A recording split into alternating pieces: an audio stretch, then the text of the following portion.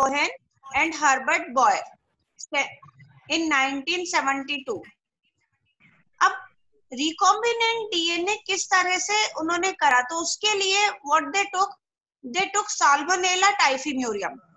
Salmonella typhimurium के पास एक एंटीबायोटिक रेजिस्टेंट जीन प्रेजेंट होता है, और ये एंटीबायोटिक रेजिस्टेंट जीन को वो लोग लेके और उसको ट्रांसफर कर देते हैं इन द ई कोलाई। किसके अंदर ट्रांसफर कर देते हैं? ई कोलाई में प्लाज्मा। और इस तरह से जो ई कोलाई बनती है जिसके पास में एंटीबायोटिक रेजिस्टेंट जीन आ जाता है, तो वो कहलाता है रिकॉम्बिनेंट डीएनए। तो इस तरह से ये रिकॉम्बिनेंट डीएनए प्रोड्यूस हुआ बेटा। अब बात आती है कि रिकॉम्बिनेंट डीएनए बनने के लिए दो चीजों की जरूरत होती है। One is the restricted endonuclease enzyme and second is the कि how the DNA has been isolated.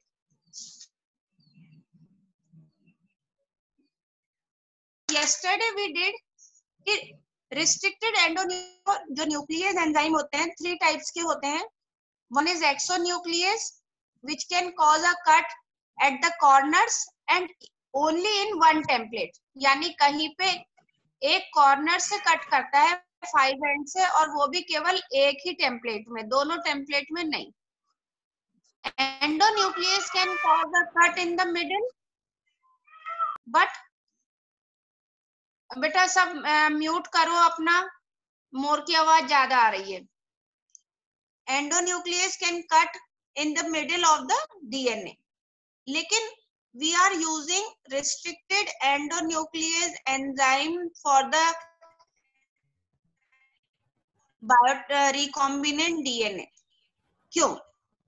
क्योंकि रिस्क कॉज करता है इन बोथ द टेम्पलेट्स, वो दोनों टेम्पलेट में कट कॉज करता है। और सेकंड चीज ये है कि वो एक स्पेसिफिक साइट से ही कट कॉज करता है, जिसकी वजह से स्टिकी एंड्स बनते हैं।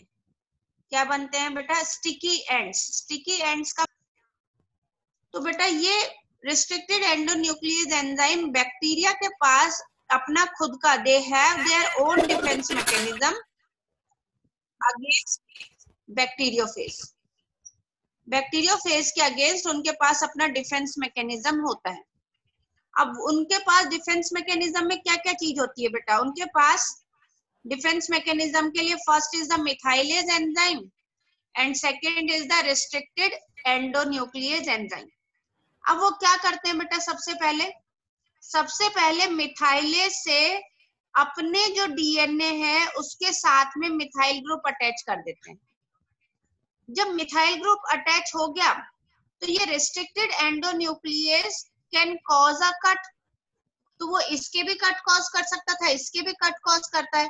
लेकिन अब वो मिथाइल ग्रुप अटैच होने की वजह से वायरस के डीएनए के तो टुकड़े टुकड़े हो गए, कट हो गए, लेकिन इसके में जो कट हुए वो उसके साथ अटैच नहीं हो पाएगा। यानी अब वायरस का डीएनए इसके साथ, होस्ट के साथ अटैच नहीं हो पाएगा and ultimately the host will digest the DNA of the virus. तो इस तरह से ये अपने आप को प्रोटेक्ट कर लेते हैं। अब बात आती है कि ये रिस्ट्रिक्टेड एंडोन्यूक्लियस एंजाइम मैंने बताया एक स्पेसिफिक साइट से कट कॉज करते हैं, तो वो स्पेसिफिक साइट क्या हो सकती है? अलग अलग अभी तक 900 टाइप के रिस्ट्रिक्टेड एंडोन्यूक्लियस एंजाइम डिस्कवर हो गए हैं बेटा।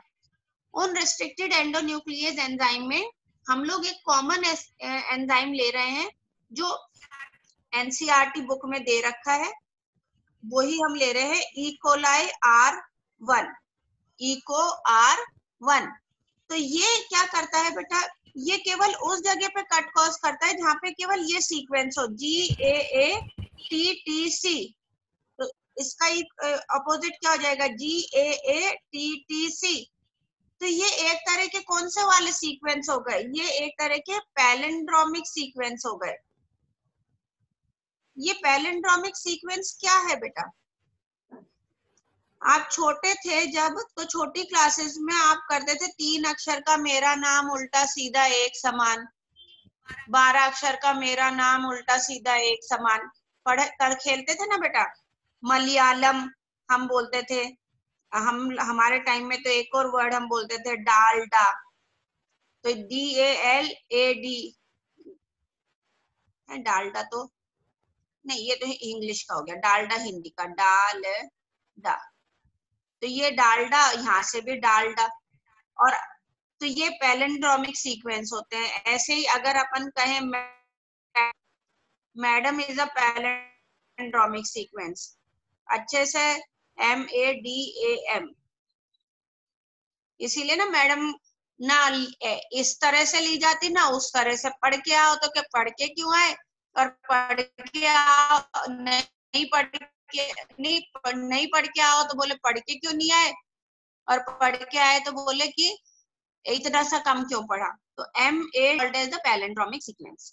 तो यहाँ पे बेटा GAATTC और यहाँ पे GAATTC, इस डायरेक्शन में भी सेम है, इस डायरेक्शन में भी सेम है। तो इन palindrome cause a cut specific site in, as a result it produce sticky end। ये हमने रिस्ट्रिक्टेड एंडोन्यूक्लियस एंजाइम का पढ़ा था बेटा।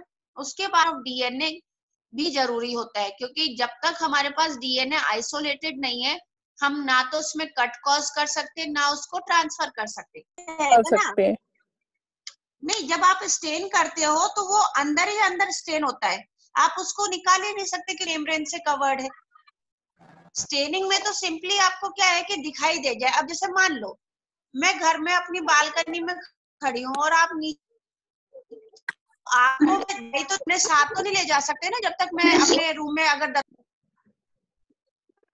हाँ ठीक है, मेरे को आप अपने साथ कब ले जा सकते हो, जब मैं अपना दरवाजा खोलूं और खोल के बाहर आऊं, या फिर आप मेरे को, तभी हो सकता है ना बेटा। गॉट इट और not? Yes ma'am. Okay okay बच्चा। तो अब ये आइसोलेशन तो हो गया, अब उसके बाद का नेक्स्ट प्रोसेस क्या हुआ? तो नेक्स्ट प्रोसेस DNA मिला सब। बेटा स्पीकर ऑन ऑफ कर दो, म्यूट कर दो। सपोज हमने एक DNA आइसोलेट कर लिया, मैं बैक्टीरिया की बात कर रही हूँ। बैक्टीरिया से resistant gene, what I have to take, antibiotic resistant gene निकालना है। अब बेटा ये बैक्टीरिया के पास तो जीन्स प्रेजेंट है, अब हमें तो हमने जब वो